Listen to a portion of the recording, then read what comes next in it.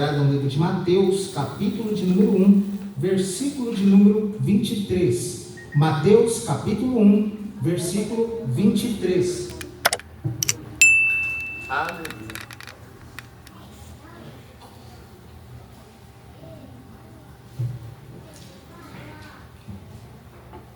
O texto sagrado nos fala assim: eis que a virgem conceberá e dará à luz um filho, e ele será chamado pelo nome de Emanuel. Emanuel traduzido é Deus conosco. Amém? No 3 eu gostaria que a igreja repetisse. 1, 3.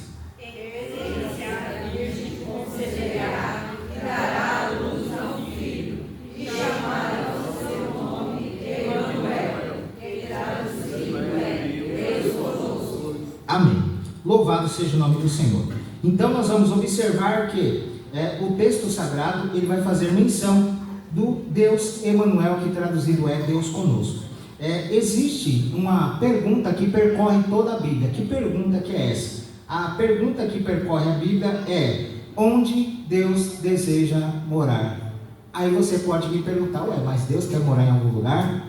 Eu entendi que sim, olhando o texto sagrado. Por que isso? Nós vamos observar que muitos talvez responderiam: Deus deseja morar no céu. Outros diriam: no templo, é onde Deus está, né? Não diz que geralmente, inclusive quando Jesus curou aquele homem que era cego, quando aquele homem que era cego encontrou Jesus, Jesus estava onde?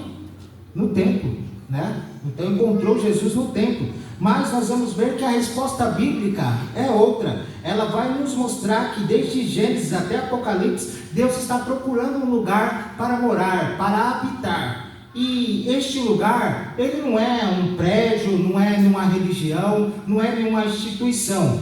Deus, ele procura um coração quebrantado em que Deus possa morar, Deus possa abrigar, habitar e estar ali atuante naquela vida. Nós vamos observar que a história bíblica ela vai nos mostrar que Deus, durante o percurso todo da história, ele está restaurando aquilo que foi perdido no Jardim do Éden. Quando nós olhamos para o Jardim do Éden, nós vamos perceber que no Jardim do Éden, Deus ele não habitava no Éden, mas ele passava no Éden, ele visitava o Éden. E passava ali por quê? Para poder ter um momento de comunhão com Adão, com Eva. Nós vamos perceber aqui que quando nós olhamos em Gênesis capítulo 3, versículo 8, o texto sagrado vai nos dizer assim: ouviram a voz do Senhor Deus, que passeava no jardim. Ou seja, na viração do dia, Deus passeava no jardim. Era aquele momento em que Adão, ele poderia ter esta comunhão com Deus. E daí nós vamos observar que com a entrada do pecado, agora esta comunhão, ela acaba sendo rompida. Por quê? Porque quando o homem ele estava em comunhão com Deus, ali não precisava de sacerdote, não precisava de altar, não precisava de sacrifício. A presença de Deus ela era suficiente para preencher, completar o homem por inteiro. Nós vamos observar que com a entrada do pecado, o pecado ele acaba rompendo esta comunhão, ele acaba prejudicando esta comunhão. De que forma? O homem agora ele passa a ser expulso do Jardim do Éden, e ao ser expulso, agora ele passa a existir uma distância entre o homem e Deus. Automaticamente, agora o homem ele não tem mais aquele privilégio que ao virar do dia, Deus aparecia ou se apresentava e eles caminhavam pelo jardim e conversavam, dialogavam. Não, muito pelo contrário. Nós vamos ver que agora a maior tragédia que poderia acontecer não é simplesmente a pessoa ser expulsa do Jardim do Éden, não é simplesmente ela saber que agora ela está sujeita à morte. Não, muito pelo contrário. Nós vamos ver que o maior prejuízo que o homem passa a ter é perder a presença de Deus. Mas quando nós olhamos para a Bíblia Sagrada, nós vamos perceber que Moisés, ele era um homem que entendia a respeito disso, de tal maneira que ele não queria perder de forma alguma a presença de Deus. Moisés, ele chega a ouvir de Deus: Moisés, este povo é um povo de dura cerviz, este povo, eles não querem obedecer, eles não querem fazer aquilo que que eu orientei. Então, quer saber de uma coisa? Eu vou enviar um anjo adiante de vocês. Este anjo vai pelejar por vocês, vai conduzir vocês, e vocês vão chegar na terra prometida. Mas tem uma coisa, Moisés: a minha presença não vai com vocês, Moisés. Moisés, naquele momento, ele fica perplexo, angustiado, e ele chega a dizer: ah, Senhor, se a tua presença não for conosco, não nos faça sair ou subir daqui, porque sem a tua presença eu não vou para lugar nenhum. Sem a presença de Deus eu não dou um passo, mas com a presença de Deus é aquilo que o hino diz: Deus vai na frente abrindo o caminho, quebrando as correntes, tirando os espinhos, ordena os anjos para contigo lutar, ele abre a porta para ninguém mais fechar. Então essa presença eu não abro mão, eu não recuso, eu quero ter essa presença continuamente comigo. E certamente você nesta noite também, você glorifica a Deus, porque a melhor coisa que é ter a presença de Deus nas nossas vidas. Nós vamos observar que Deus ensina aqui que para poder ter a presença dele é necessário oferecer algo, prestar um culto a Deus. É necessário você estar pronto para servi-lo de corpo, alma e coração. Nós vamos observar que Deus, ele começa a nos ensinar. Quando nós olhamos no capítulo 4 de Gênesis, nós vamos observar que Deus começa a mostrar, tanto para Caim quanto para Abel, que o ofertante, ele vem antes da oferta. O ofertante, ele vem antes da oferta. Mas o que você está querendo dizer? Vamos ver o que diz o texto. No capítulo 4 de Gênesis, versículo 3, o texto sagrado vai nos dizer assim: e aconteceu ao cabo de dias, que Caim trouxe do fruto da terra uma oferta ao Senhor. Só nesse versículo nós já vemos pelo menos 2 pontos aqui a serem analisados. Primeiro, nós vamos ver que a primeira pessoa a apresentar um sacrifício ou uma oferta ao Senhor, quem que é? Caim. Ele é o primeiro que aparece na cena de ofertar a Deus algo. Nós vamos perceber também que o texto ele chega a dizer que Caim trouxe do fruto da terra uma oferta ao Senhor. Quando fala esse uma oferta ao Senhor, logo leva a entender que não foi algo selecionado, não foi algo que ele se preocupou de preparar para poder apresentar diante de Deus. Parece que foi uma coisa assim, uma oferta que ele separou simplesmente por separar.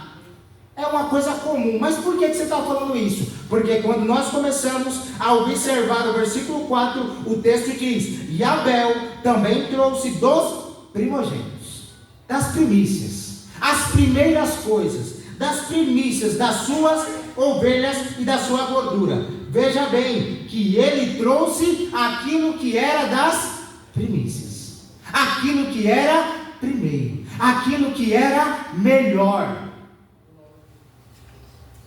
Mas só que quando vai se referir a Caim, vai dizer o quê? Que ele trouxe uma oferta. Uma oferta. Sabe quando você chega e não dá o seu melhor? Seja no trabalho, seja onde for, seja naquilo que você faz, você não procura fazer, não pode ser, não, assim tá bom, não precisa de muita coisa não. Aí eu te pergunto, será que diante de Deus dá para a gente chegar e dar qualquer coisa? Será que dá para entregar qualquer coisa de qualquer jeito? Será que dá para nós chegarmos diante daquele que criou os céus, criou a terra, que conhece a cada uma das estrelas, que chama pelo nome, que com a palma da sua mão ele consegue conter todas as águas do planeta, que ele é poderoso para fazer parar a tempestade, parar os ventos, ele é poderoso para trazer à existência aquilo que não existe, ele é poderoso para fazer sinais e maravilhas, para trazer à vida aquele que está morto, para curar aquele que está desenganado, para fazer sinais e maravilhas no meio do seu povo. Será que dá para chegar diante desse Deus e oferecer qualquer coisa?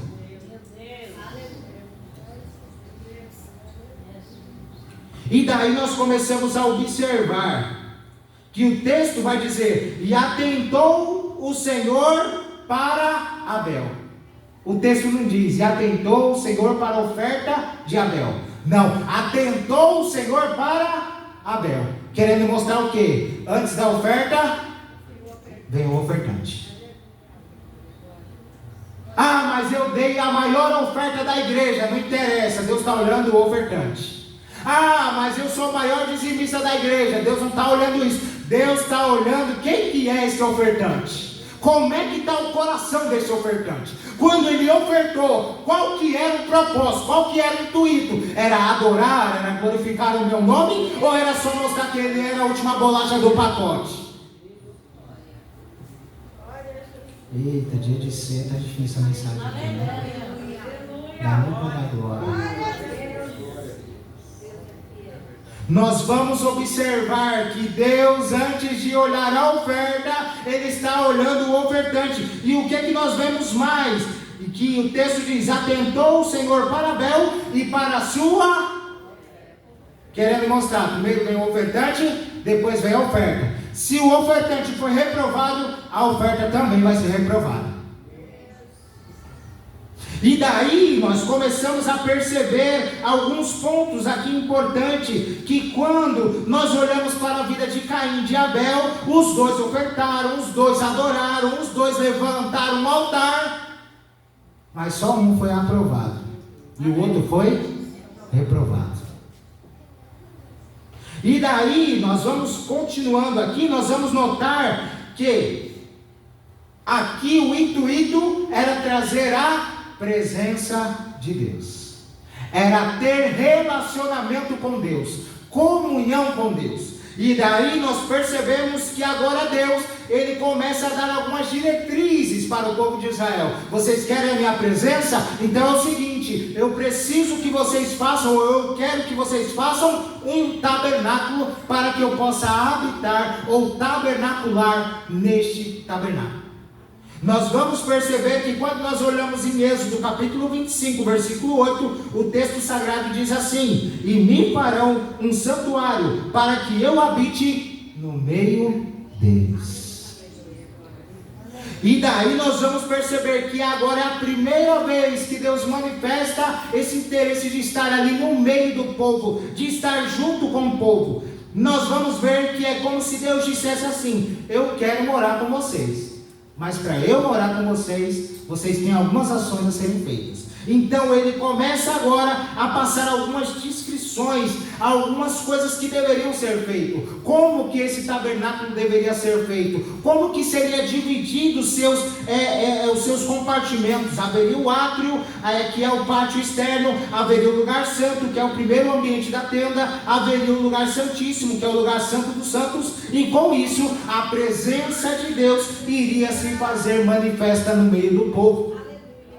E daí, quando nós começamos a olhar para isso, nós olhamos para o Santo dos Santos, que era o único lugar aonde a glória de Deus habitava. Somente o sumo sacerdote é que podia entrar neste lugar Santo dos Santos, e ele entrava apenas uma vez por ano.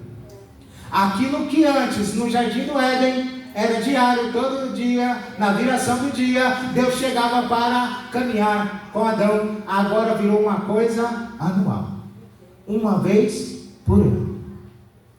Mas só que tinha um ponto de atenção: para que o sacerdote pudesse chegar a este nível de adentrar o lugar santo dos santos, ele, antes de começar qualquer coisa, ele tinha que prestar um sacrifício por ele, para depois apresentar um sacrifício pelo povo. E daí nós começamos a observar que a presença de Deus aqui existia, mas ainda havia uma certa separação, havia uma certa limitação. E daí, quando nós começamos a analisar um pouquinho mais este texto, ou decorrer dessa história, nós vamos ver que Deus, Ele é um Deus transcendente, mas Ele também é um Deus imanente, que quer estar conosco, que quer se relacionar conosco. E daí nós começamos a observar que o pecado, ele continua sendo a barreira que impede esse relacionamento de nós para com Deus. E daí nós observamos que quando agora Salomão, ele também decide construir um templo para a adoração de Deus, nós vamos ver que Deus, ele não fica impressionado com Salomão. Por quê? Porque Salomão, ele agora constrói um templo magnífico. Nós vamos ver que havia ouro incontável, cedros do Líbano, pedras preciosas, tudo era algo extraordinário, era de cair o queixo. Mas quando Deus olha, Deus não fala nada. E daí nós vamos começar a observar que só na dedicação, na inauguração deste templo, Salomão, ele separa ali 22 mil bois e 120 mil ovelhas, para poder ofertar ao Senhor. Olha que oferta boa, que oferta grande, quase impressionou Deus. Só que não. Mas a história não para por aqui. Quando nós começamos a observar esta oferta gigantesca que Salomão oferece, nós vamos começar a ver que o que moveu o coração de Deus foi uma coisa. E que coisa que é essa? Né? Nós vamos ver que Deus, ele fica movido pela oração que Salomão faz naquele momento de inauguração. Começa a perceber que não foi o tamanho da oferta de Salomão, mas foi a oração de um coração quebrantado que começou a mover o coração de Deus, começou a mover as coisas. E o que aconteceu? A glória do Senhor se manifestou. E aí é quando nós chegamos em 2 Crônicas capítulo 7, versículo 14, ou melhor, 14 e 7, né? Eu acho que é o contrário, 7,14, que vai dizer: se o meu povo, que se chama pelo meu nome, se humilhar e orar. O texto não vai dizer assim: se o templo for bonito, se a oferta for grande, se houver muito ouro, aí eu vou me manifestar. Não, o texto não diz isso. O texto vai mostrar que quem se humilhar, que o povo, se o povo orar, se o povo buscar, se o povo se converter, aí sim Deus vai se agradar da igreja, do povo que está oferecendo ao Senhor o sacrifício. Glória a Deus, aleluia. E daí nós vamos observar que há igrejas por aí enormes, mas sem a presença de Deus. Como também há igrejas pequenas, mas que a presença de Deus é manifesta todos os dias. Nós vamos ver que o templo era a casa de oração. Inclusive o próprio Jesus, ele chega a dizer: este lugar não é outro senão casa de oração. E daí nós começamos a observar que Salomão declarou isso, Isaías confirmou e Jesus repetiu em Mateus capítulo 21, versículo 3, que diz: a minha casa será chamada casa de oração. O templo nunca deveria ser um centro comercial, não deveria ser lugar de palco, de estrela, de gente que quer se aparecer. Não, muito pelo contrário, é lugar onde o nome dele é engrandecido, o nome dele é enaltecido. Mas ele não abriu a porta, mas o nome dele continua sendo glorificado. Mas a minha despensa está vazia, mas o nome dele continua sendo glorificado. Mas a enfermidade bateu na minha porta, mas o nome dele continua sendo glorificado. Ei, escute uma coisa: é necessário que ele cresça e que eu diminua. Aleluia, louvado seja o nome do Senhor. E aqui já concluindo a mensagem, que o tempo já não permite nós seguirmos. Agora nós vamos lá, quando Jesus, ele é pendurado no madeiro, está com seus braços pendurados, pregados, suas mãos pregadas, seus punhos, seus pés pregados, talvez ali tentando puxar o ar, e já não vinha mais o ar, já tinha dificuldade, seu rosto desfigurado, o sangue escorrendo, e em um dado momento ele sente sede, e alguém pega uma esponja, molha no vinagre para tentar colocar na boca dele, para tentar humilhar. Mas esse não é o rei dos judeus? Começam começam a lançar sortes sobre a sua vestimenta. E enquanto isso, Jesus está ali pendurado, tentando puxar o ar, mas já não consegue, de tantos açoites que ele tomou, de tanto que ele foi ferido pelas minhas e pelas suas transgressões. Glória ao Senhor, aleluia. Glória ao Senhor, aleluia. E quando Jesus vai dar o seu último suspiro na cruz, ele entrega o seu espírito, ele entrega a sua vida nas mãos de Deus. Ainda vem um soldado para confirmar se de fato ele havia morrido, e fura o seu lado e sai sangue e água. Segundo alguns médicos, quer dizer que talvez chegue a dizer que provavelmente o pulmão dele já estava todo acumulado de líquido, de sangue, de água ali, e ele já não tinha mais vida. Mas uma coisa acontece. E uma das coisas que acontece é que quando Jesus tomba a sua cabeça, a terra treme. O véu do templo se rasga de alto a baixo. Aquilo que antes era uma separação, que nós não conseguimos nos relacionar com Deus, porque o pecado limitava, agora era Deus dizendo: o acesso está aberto novamente. Você pode falar com aquele que está no alto e sublime trono. Você pode agora clamar a Jesus, que Ele vai te ouvir. Agora não precisa de sacrifício, porque aquele que morreu na cruz do Calvário já pagou um preço por mim e por você. Você pode chegar com liberdade ao trono da graça, porque é no trono da graça que nós encontramos o Filho de Deus, Jesus Cristo. Aquele que é o Cordeiro de Deus que tira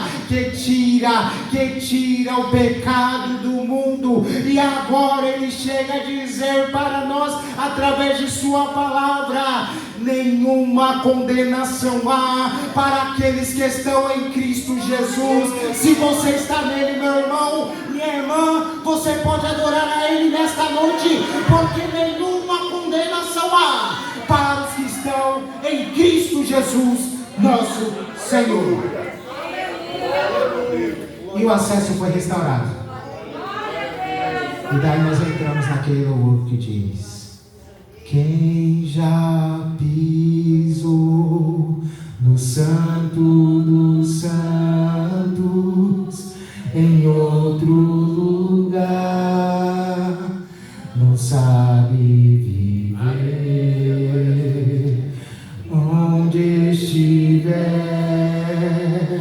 clamar pela glória, a glória de Deus. Quem já pisou no Santo dos Santos, em outro lugar, não sabe viver. Onde estiver, clamar pela glória, a glória de Deus. Ninguém mais quer abrir mão desta presença, sabe por quê? Porque um alto preço foi pago para que hoje eu e você pudesse adentrar a este lugar e pudéssemos apresentar a Ele um culto racional, um louvor, uma adoração que chega direto às narinas de Deus. E aqui nesta noite nós estamos na presença daquele que vive e que reina para todo sempre. Neste momento eu convido os nossos obreiros a já se posicionarem à frente da mesa.